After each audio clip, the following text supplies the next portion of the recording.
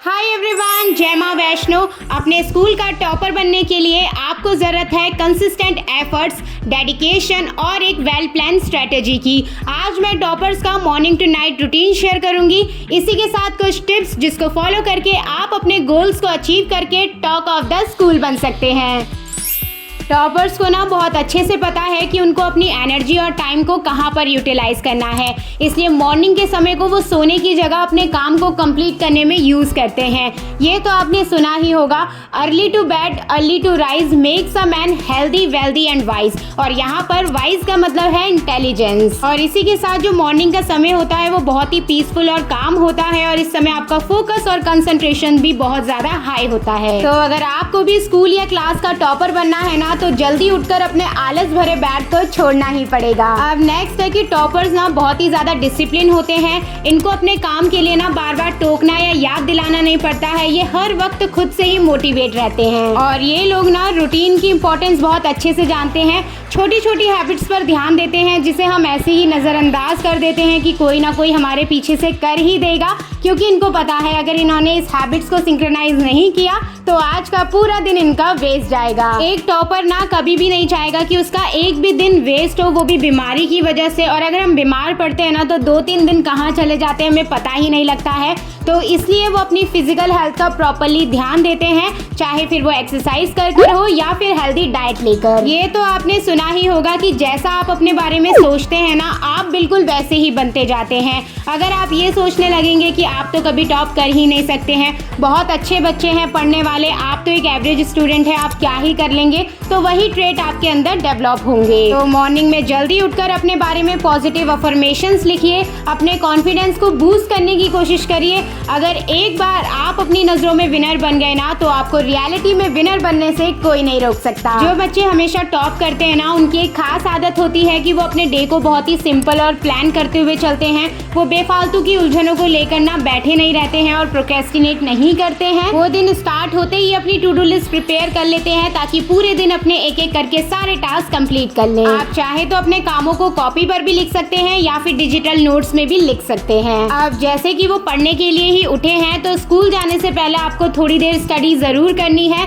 और इस टाइम कोशिश करिए कि आप न्यू टॉपिक्स को स्टडी करें, क्योंकि इस समय ना हमारा माइंड बहुत ही ज्यादा फ्रेश होता है। कोई भी चीज अभी हमारे दिमाग में नहीं गई है, तो अगर आप न्यू टॉपिक स्टार्ट करेंगे ना, तो उसे बहुत अच्छे से एब्जॉर्ब कर पाएंगे। अगर आपकी छुट्टी है तो आप इस टाइम सेशन को बढ़ा सकते हैं, नहीं तो स्कूल जाने से पहले एटलीस्ट आपको आधा या 1 घंटा तो पढ़ना है। अब जो ये लोग होते हैं ना, ये सिर्फ किताबी कीड़े नहीं होते हैं, या इनके पास सिर्फ किताब का ज्ञान नहीं होता है। इनके आसपास क्या चल रहा है, दुनिया में क्या चल रहा है, इनको इसकी नॉलेज रखने में भी बहुत इंटरेस्ट होता है। तो दुनिया के साथ अप टू डेट रहने के लिए और अपनी जनरल नॉलेज को इंक्रीज करने के लिए ना, न्यूज़पेपर से बेस्ट कुछ भी नहीं हो सकता है। आपको डेली एक न्यूज़पेपर रीड करना है, और जो भी आज के हाईलाइट है उसको आप एक डायरी में स्पेसिफिक डेट डालकर लिख सकते हैं, या फिर हाईलाइट्स को कट कर पेस्ट भी कर सकते हैं। अगर आपकी जनरल नॉलेज अच्छी है ना, तो ये सिर्फ आपको स्कूल कॉलेज में हेल्प नहीं करने वाली है। अगर आप हायर स्टडीज के लिए प्रिपरेशन करते हैं ना, तो ये उसमें भी बहुत ही ज्यादा हेल्पफुल रहता है। और मैंने तो अपने स्कूल टाइम पर ऐसी कई सारी स्क्रैप बुक और डायरी को प्रिपेयर कर रखा हुआ था। अभी जिसमें मैं पेश कर रही हूँ, ये भी मेरी बहुत पुरानी एक डायरी है, और ये ना बहुत अच्छा कारण था जो मैं टीचर की नज़रों में हमेशा रहती थी। अब इसके बाद छुट्टी है, तो आप आगे के टास्क करिए। अगर आपको स्कूल जाना है तो अच्छे से रेडी होकर स्कूल चले जाइए, और स्कूल में पूरा अटेंटिव होकर टीचर जो भी आपको पढ़ाए ना, उसको ठीक तरीके से एब्जॉर्ब करिए।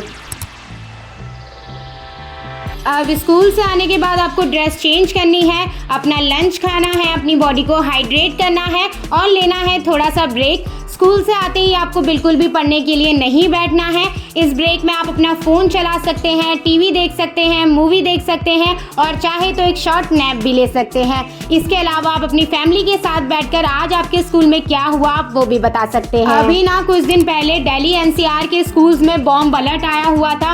वैसे तो वो किसी ने मस्ती करी थी, इसलिए सिचुएशन ज़्यादा बड़ी नहीं बनी, लेकिन कभी आपके आगे ऐसी सिचुएशन आए ना, तो आपको अपने माइंड को अच्छे से काम रखना है। टीचर्स जो भी कमांड डिमांड करें उनको फॉलो करना है, अपने दोस्तों की मदद करनी है और कोऑर्डिनेट करते हुए सिचुएशन को टैकल करना है। शॉर्ट ब्रेक लेने के बाद आपको वापस से स्टडी करने के लिए बैठना है। अक्सर ना हमारे साथ ऐसा होता है, जब भी हम पढ़ने के लिए बैठते हैं ना कोई इंपॉर्टेंट काम हमारे दिमाग में आ जाता है और हम डिस्ट्रैक्ट हो जाते हैं। तो ऐसे टाइम के लिए अपने पास एक नोटबुक रखिए, जो भी इंपॉर्टेंट काम आपको याद आता रहे उस नोटबुक में लिख लीजिए, ताकि आप पढ़ाई कंप्लीट होने के बाद उन कामों को कंप्लीट कर लें। अब 2 से ढाई घंटा पढ़ने के बाद आप फिर से 30 मिनट का रेस्ट लेंगे।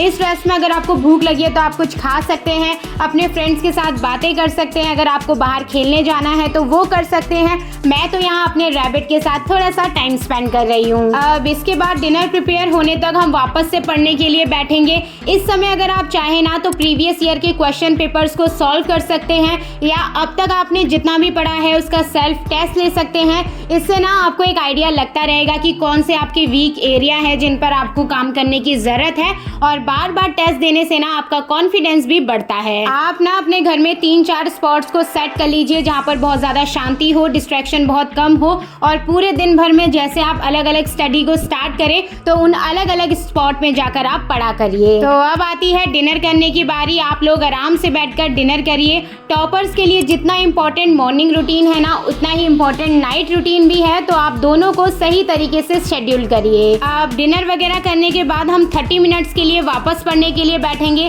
इस समय ना आपको कोई भी हार्ड टॉपिक को नहीं उठाना है, क्योंकि आपको सोने के लिए जाना है, नहीं तो वही टॉपिक्स आपके दिमाग में चलते रहेंगे और आपकी नींद ठीक से पूरी नहीं होगी। इस समय ना आप लिटरेचर सब्जेक्ट्स को उठा सकते हैं, जैसे कि हिंदी, इंग्लिश, और अगर आप चाहे तो पूरे दिन भर आपने जो भी पढ़ा है उसको भी रिवाइज कर सकते हैं। टॉपर्स ना एक चीज को बहुत अच्छे से जानते हैं कि भले ही वो थोड़ा पढ़ें, लेकिन ऐसा पढ़ें कि वो उनके दिमाग में लंबे समय तक रहे। तो पढ़ने के साथ साथ अपने माइंड को ना ठीक तरीके से मैनेज करना भी उतना ही इम्पोर्टेंट है। तो अपनी माइंड की मेमोरी पावर को स्ट्रॉन्ग बनाने के लिए ना आप मेडिटेशन की हेल्प ले सकते हैं। मॉर्निंग में उठने के बाद 10 मिनट के लिए और रात को सोने से पहले सारे काम कंप्लीट करने के बाद 10 मिनट के लिए आप मेडिटेशन जरूर करिए। और ये वाला काम ना आपको पूरे दिन भर के सारे काम कंप्लीट करने के बाद लास्ट में करना है। सोने से जस्ट थोड़ी देर पहले आपको एक डायरी में ना अपने सारे गोल्स को लिखना है 4 से 5 बार, ताकि सोते हुए ना लास्ट थॉट आपके दिमाग में वही रहे